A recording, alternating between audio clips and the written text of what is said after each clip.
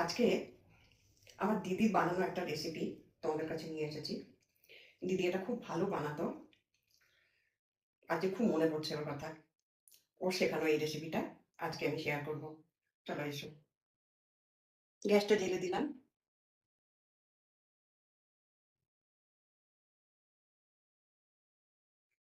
তেল দিয়ে দিলাম।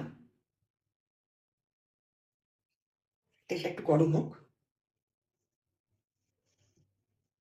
তেলটা গরম হয়ে গেছে। এখন দেখো আমি আলু সেদ্ধ করে খোসা ছাড়িয়ে রেখে দিয়েছি। সামান্য একটু হলুদ আর একটু নুন মাখিয়ে রেখেছি। এটাকে আমি আগে ভেজে নেবো।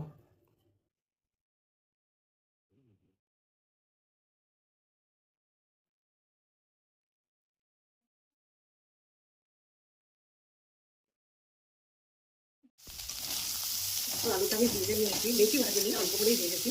সেদ্ধ করা আলু তো ওটাই বেশি ভাজার দরকার নেই।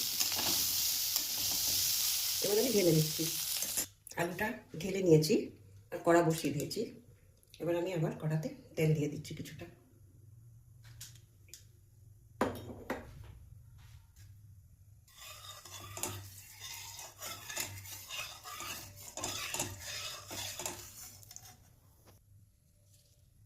তেলটা গরম হয়ে গেছে।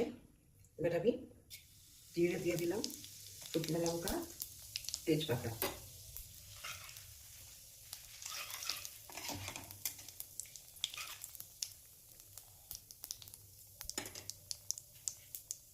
এখানে দেখো অনেকটা রসুন কুচনো আছে, একটু আদা আছে ছোট ছোট করে কেটে রাখা, আর কিছুটা লঙ্কা আছে। এবার এটা গরম হয়ে গেলে আমি এতটা রসুন দেবো না, কিছুটা এর থেকে দেবো।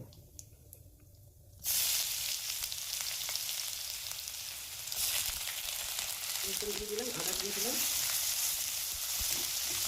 একটু ভেজে নেবো।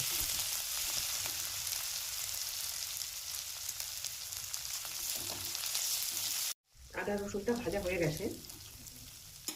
এখন আমি কেটে রাখা লঙ্কাটা দিয়ে দেবো।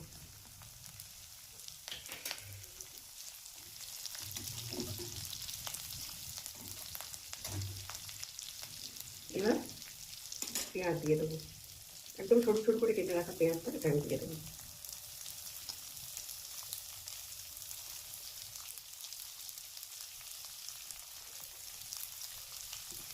এই রেসিপিটাতে পেঁয়াজের মাত্রাটা একটু বেশি হয়, আর এতে কোনো বাটা মশলার ব্যবহার নেই, সব কাটা। যেটা কিন্তু আদা রসুন কাঁচা লঙ্কা পেঁয়াজ সবই আমি কেটে বানিয়েছি। এবার এই পেঁয়াজটাকে ভালো করে ভেজে নেবো।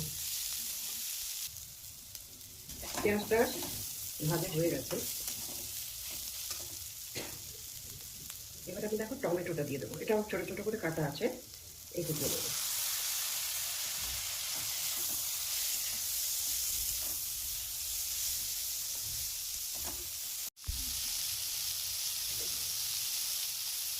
এবার আমি একটুখানি কাশ্মীরি লঙ্কা দিয়ে দেবো।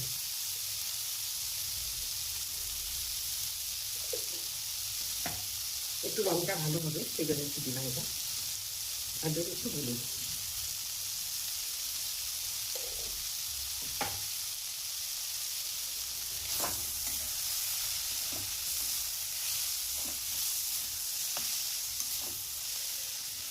টমেটোটা একটু নরম হয়ে গেছে। ভেজে রাখা আলুটা এটা আমি দিয়ে দেবো। এবার একটু মিশিয়ে দেবো। এবার নুন দিয়ে দেবো। আলুতে একটু নুন দিয়ে ভেজেছিলাম, সেই জন্য নুনটার পরিমাণটা খেয়াল রেখে দিতে হবে।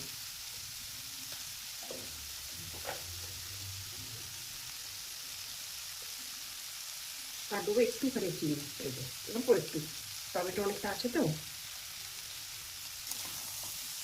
সব মিশিয়ে দেবো।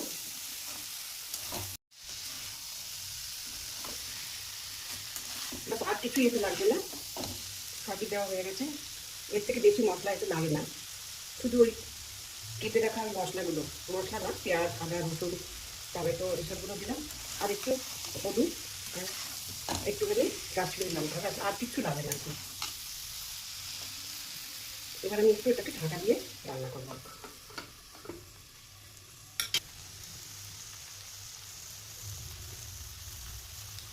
দেখো হয়ে গেছে, বেশিক্ষণ সময় লাগে না, খুব তাড়াতাড়ি হয়ে যায়।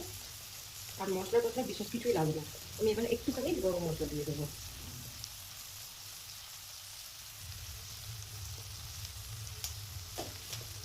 আর কিছুই লাগবে না। আর এই রান্নাটাতে জলও লাগে না, জল দিতে হয় না। দেখো হয়ে গেছে শুকনো আলুর দম, কোনো মশলা না, কিছু না। খেতে কিন্তু খুব ভালো লাগে। এটা সব থেকে ভালো লাগে পরোটার সাথে। পরোটা, লুচি, রুটি এগুলোর সাথে এটা পরিবেশন করতে পারো। একবার বানিয়ে দেখো, একবার আমার কথা শুনে বানিয়ে দেখো, সত্যিই ভালো লাগবে। আজকেকার মতো রেসিপি হয়ে গেল। এবার বলি, তোমরা সবাই আমাকে শেয়ার, লাইক, সাবস্ক্রাইব করে দিও। আমার চ্যানেলটাকে এগিয়ে নিয়ে যাও। তোমরা সবাই এগিয়ে এলে আমি পারবো। লাস্টে আমি একটু ধনেপাতা ঢেলে দিয়েছি, দেখো ধনেপাতা ছড়িয়ে দিয়েছি, তাহলে গন্ধটা আরও ভালো আসবে।